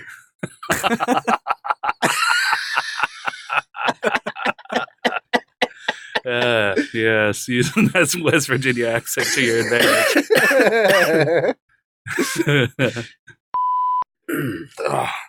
Yeah, man. I've got a knot that's like in between my shoulder Oh, blade that's and the my, worst. and it's been there for days, Yeah. days and days. You have to Like a turn. week You have or to two. turn completely when you look at something. Like you can't just. It is not locking up that bad. It's like a really localized, and then it'll spread throughout the day Yeah.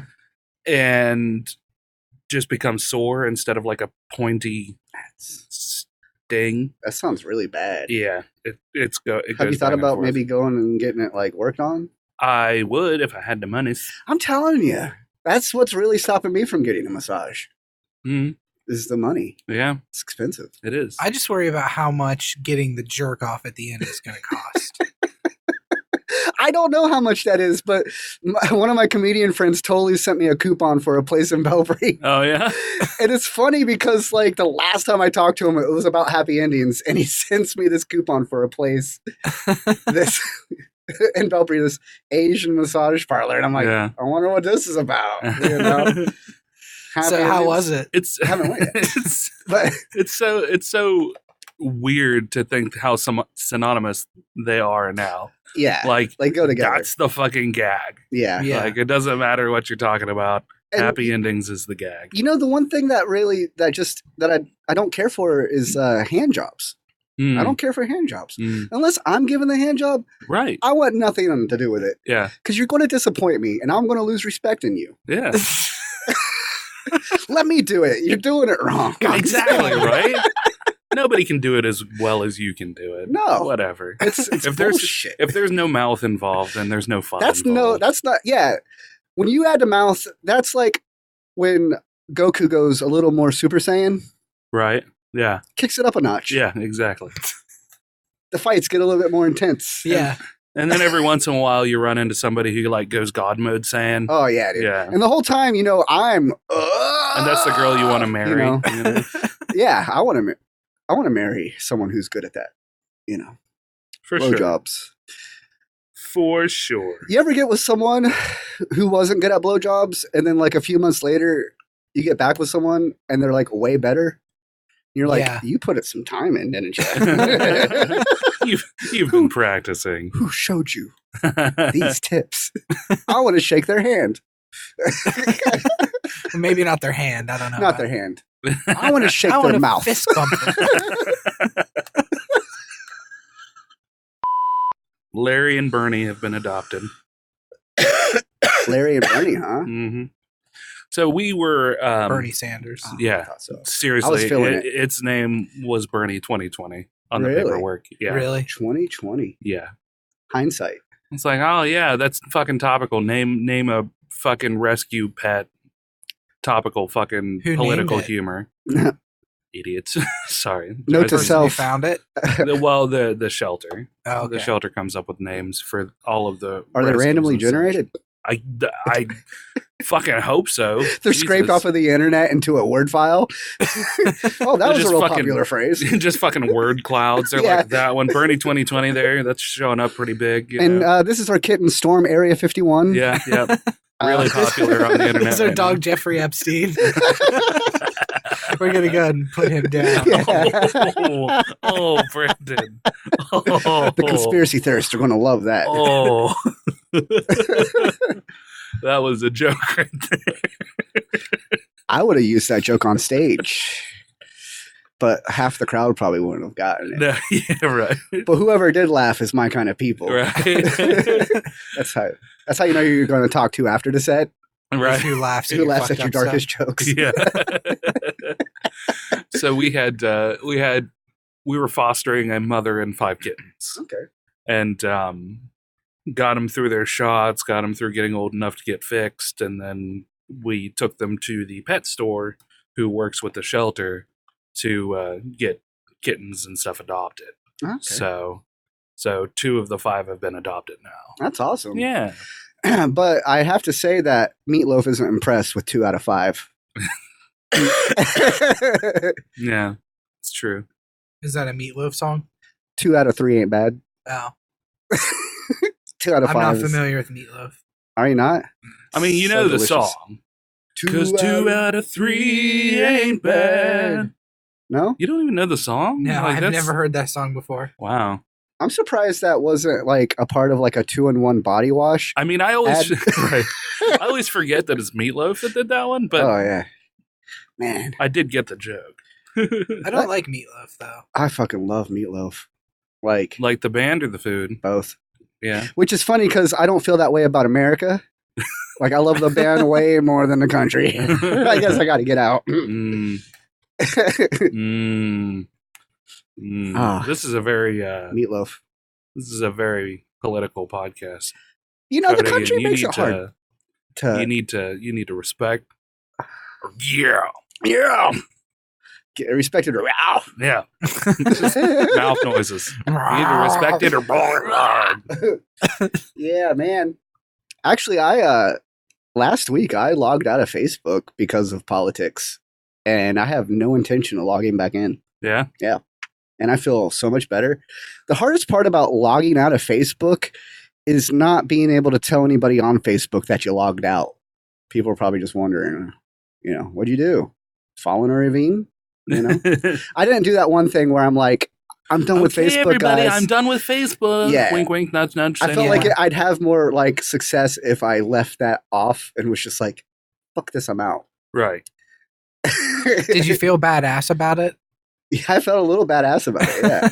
But really though, like there's times when I want to make a status update, Yeah. and now I just gotta like draw a picture or something. Just go do it on Twitter. There's far less. Yeah. Because everything goes so fast that like Facebook has an algorithm and it puts you in the things, and Twitter does too. But everything goes so much faster on Twitter that you can just fucking forget You about don't it. stagnate on Yeah, one topic Exactly. forever. Yeah. I hate that so Yeah. much. Because I feel like they're just talking points like brought down by the higher ups. They're like, okay, this week, guys, you're going to argue about guns. Oh, it's absolutely what it is. Next week, we're going to talk about immigrants, Yeah. Mm-hmm. for and against. And I feel like a lot of my energy gets tied up in that. Yeah. And it's such a waste. Yeah. It You is. But it gives you fodder No, yeah. It's all right. It feels good when if you want to do that sort of thing. Yeah. I like when people like the comments on your side of the argument, but they don't on the other side of the argument. I feel kind of justified in that, even though Yeah. 98% of my friends that I have strategically chosen are liberal. Right. Yeah. So they're not going to like the other person's stuff. yeah. I could still think I'm on the right side right. of history, hopefully. I feel like we'll be on the right side of history. It's Yeah. one of those things where being more toward the middle, I don't like it when people get into screaming matches with each other, but when you actually see a good conversation happen between, and it's rare anymore, but you actually see a good debative conversation happen between two people on Facebook, just two people, Mhm. and then you have that errant son of a bitch who's like, you know, Yeah. and it's just like, delete that comment. Let's keep this You pure. bring nothing because, to that. Yeah, you're literally bringing nothing here. Yeah. We've got two people who are having a very intelligent conversation. They're bringing up They have points and talking points. counterpoints, and they agree to disagree. And that's exactly what it That's- ends up yeah, being. that's- And that's fine. that's fine. It's And- beautiful. And I make a really, really big point not to resort to personal attacks. Yeah. I mean, I might get really, really sarcastic and Right. snarky, Yeah. but I will avoid calling anybody else a name, you Yeah. know. Yeah. I might insinuate that they're racist. if their talking points happen to Err on the side of racist. racist. Right? But I'm not going to, outright call somebody a name. And because I honestly feel like once you go to a personal attack, the person who does the personal attack, they already lost. Yeah. You know, it's like fencing. Yeah. You know, that personal attack is a point stabbed towards you. Right. You know, Is a body shot. it's for a body sure. shot. All right, let's do this thing. All right. We need a word. We need a verb of some kind that I can say for the podcast. Really? Yes. Racist. I'm not doing racist. Cocaine. What about swiffle? Swivel? Swiffle? I've never done swivel. You know, Swiffle. it's All when right. you Swivel. you know what it is? No. It's when you beat your penis off of something. Uh-huh. It's a Dutch term. That's fair. Swivel it is. It's a Dutch term. It is. It's a Dutch term. Is it really a Dutch term? It's a Dutch word. So like when you That's mine. Claiming it. That's my lamp. Don't you fucking touch my house cat. somebody's about to turn on the lamp and you just run pants down. Wop, wop, wop, wop, wop. See that little smear there? That's my mushroom stamp. That's mine. Don't touch it. Roommate agreement. It's in the bylaws. It's in the bylaws. If I swivel it, it's mine.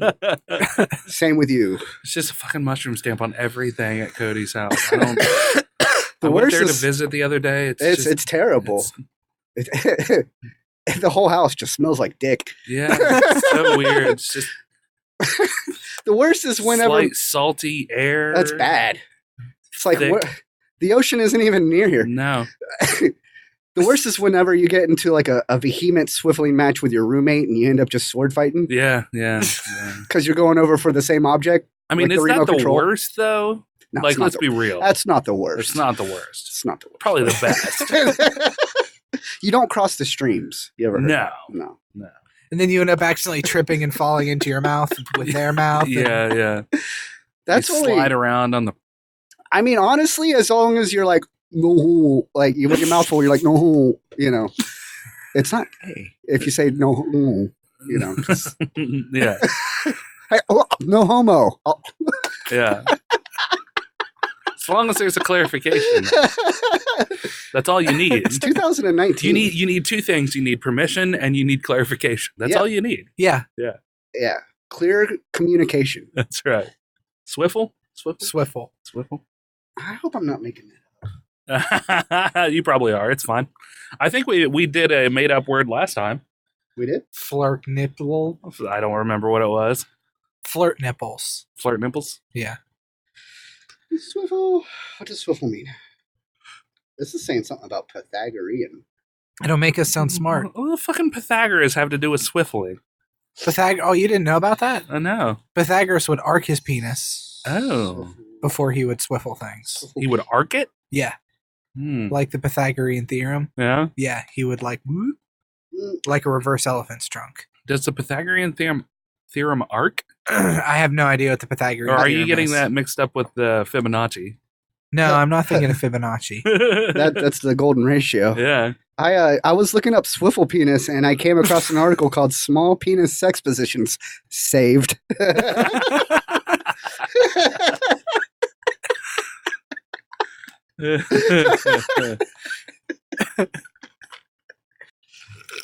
Some people out there are real heroes. You can see that. You can see that in your next set. I was doing a podcast the other week. Ran across an article on small penis sex positions. Saved. Yeah, man. Here recently, I just cut 4 inches off of my bangs myself. Yeah. They were like all in my face. Yeah, man. I felt proud about it. Like it doesn't look too hateful, but my girlfriend didn't notice. Yeah. And so anybody who ever says a few extra inches will make a difference, It's a liar. It doesn't make a difference. Now let's see if I can remember the script verbatim. Swaffling. It's swaffling. Swaffling. Oh, fuck. I fucked up. Cody. What'd you hit? I fucked up, man. I fucked up real bad. There we go. Got it. I fucked up real bad, man. Swaffelen is a Dutch term meaning to hit one's penis often repeatedly against an object or another person's body. Swaffling. There's like, now swaffle. Swaffling. Swaffling. I need you to swaffle me. This cheek. Do you really think that storm Area 51 is going to happen? Do you think it's going to fall through? I think it'll fall through. Yeah, probably. I think there'll just be a bunch of people at the gate and then nothing happens. You know, I really just hope it turns into an EDM festival. Yeah. Where it's like, you know what, screw the aliens, we're dropping the bass right now. Whoop, whoop. Yeah. You know? Yeah. And the aliens are just like, what is this heavenly music? And they come out anyway. Yeah, yeah. And they come out and they're like, we exist. You have the music of our people. Yeah. Yeah. Wub, wub, wub. Yeah, wub wub. Fucking, who knew aliens love EDM? Honestly, wouldn't be surprised if dubstep was something that came from another planet. Right? Yeah, for sure. It definitely has a Transformer sound to it. It does. Who's the one who kind of brought EDM to the forefront? Skrillex? Skrillex, yeah. I mean, he's got a very alien appeal to it. He does. Yeah. You know. His performance side of things. He looks like a cool Corey Feldman. Yeah. I don't know. EDM is just it's just our generation's disco. You know, it's really, you think? EDM is music to do drugs to. I mean, yeah, but disco was at least like is still enjoyable to listen to. I'm not going to knock disco. I love it. Those bass lines, there's some no better bass lines than in disco. I just don't know if like we go further into the future and there's this like musical renaissance and people will be looking back fondly on EDM. Oh, we're going to have new disco. People are going to be like, they're going to come to the realization that disco is a superior dance music. Yeah. You know? It was. It was. So good. Mm-hmm. Yeah. And it's as far as dancing is concerned. There's a resurgence in disco. I mean, in Europe anyway, it's called Euro disco, and they, you know, it's still a thing. The band Justice. You ever listen to Justice? No, but they're an electronic group out of Paris, and they have a very disco heavy vibe about them. Huh. That's cool. Lately, I've been getting into a kind of music called new retro wave. Okay. It's like a subset of EDM that's made specifically to sound like it's from the 80s. Oh, weird. Yeah, is like it like 8-bit and chiptune? Or? No, it's more like 80s soundtracks. You know, like movie and soundtracks, just like sampled and remixed, or no, just organically, wholly remade new stuff that just sounds like it's from the 80s. Oh, weird. And there's like 2,000 different artists. Huh. I can put that on any given time because a lot of it's just no vocals. And some of it has vocals, but yeah. It's just something you could put on and do whatever to, you know. Huh. Interesting. Yeah. Thank you. It took everything for me to be like, not fuck you. But I wanted to be professional, so I said thank you. So yeah, I don't know. That's my thoughts on it. I like those thoughts. Yeah. Those was good thoughts. Those were good thoughts, Ram. You want to do another one, or you just want to wrap it up? We should probably wrap up. We've been going for like 2 hours. Yep. Yeah. It's been a lot of fun, though. Yep, 2 hours.